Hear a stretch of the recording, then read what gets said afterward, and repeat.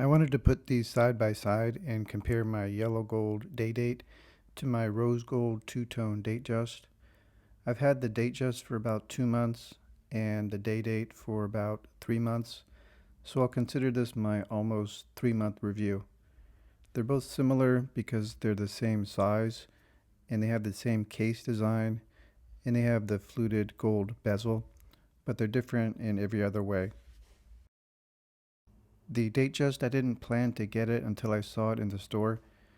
The pictures don't look too attractive to me, but it does look better in person. There's also a stigma against two-tone Rolex watches. There's some connotations that they're either tacky or look like they're from the 80s or imply that you can't afford a full gold watch, but all that is false. The gold elevates the look of the watch, it makes it look more premium, and the rose gold shade is more subdued. It looks more brownish or coppery, in my opinion, not at all pink or red. It looks like a gold watch, but it's toned down by the steel and is more wearable and more durable because of the steel that it has in it. The dial is a slate gray sunburst, and it adds versatility to the watch because it looks like a medium gray in bright lights and it goes down to a dark charcoal gray or even black in darker lighting conditions. And the stick dial is also surrounded by rose gold. It's also available in Roman numeral dial, and they had both versions available in the store when I bought this. But the stick dial is a little bit more simple and classic, and the Roman numeral dial makes it look more dressy. Now, looking back, I think I might have preferred the Roman dial a little bit more, but it was a hard choice to decide between those two. The Oyster bracelet is a little bit more casual than the Jubilee bracelet, so I think it tones down the look a little bit and makes it more wearable, and it feels more durable on the wrist.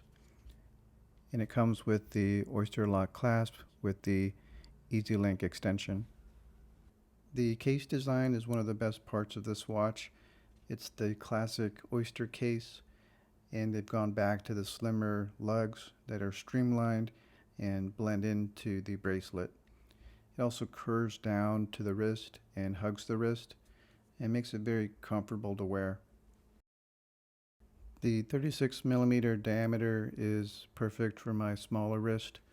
I have a 6.5-inch wrist and it still looks substantial, but it's not oversized.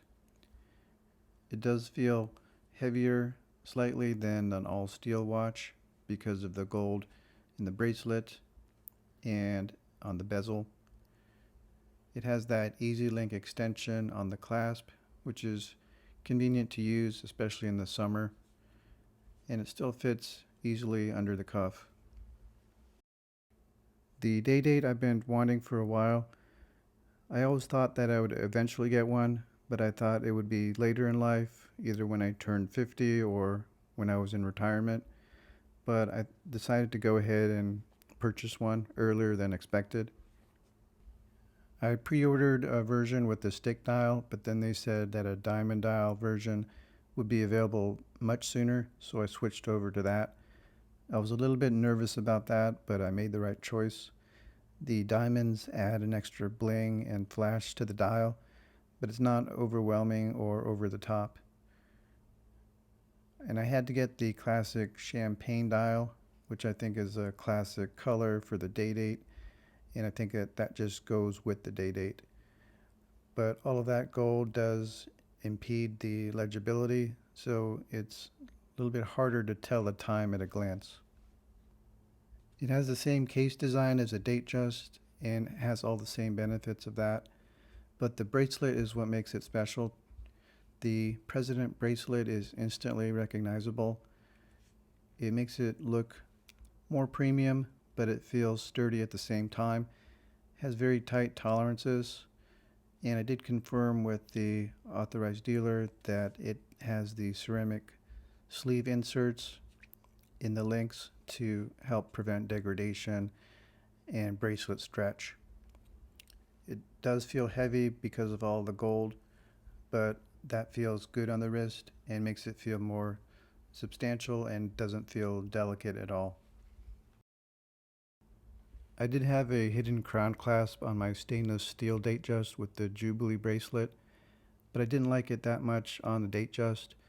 I think the oyster lock clasp works better on a Jubilee bracelet, but I think the crown clasp works better on the President bracelet. The President bracelet is a little bit thicker and it feels heavier, so the crown clasp makes everything more streamlined and doesn't make it look too bulky. So in conclusion, I think the Datejust two-tone looks better in person than in pictures, and it's easy to wear because the steel tones down the gold and makes it more durable. And it broke my aversion to the two-tone watches. It adds more metal color to the collection, so I wouldn't mind actually getting another two-tone watch. And the day date, I would say it meets all expectations. It does set a high bar, but everything about it delivers. It's not just about the details, but it's more about the sum of its parts, and it's about how it makes you feel. I buy my watches partly on how they make me feel when I put them on.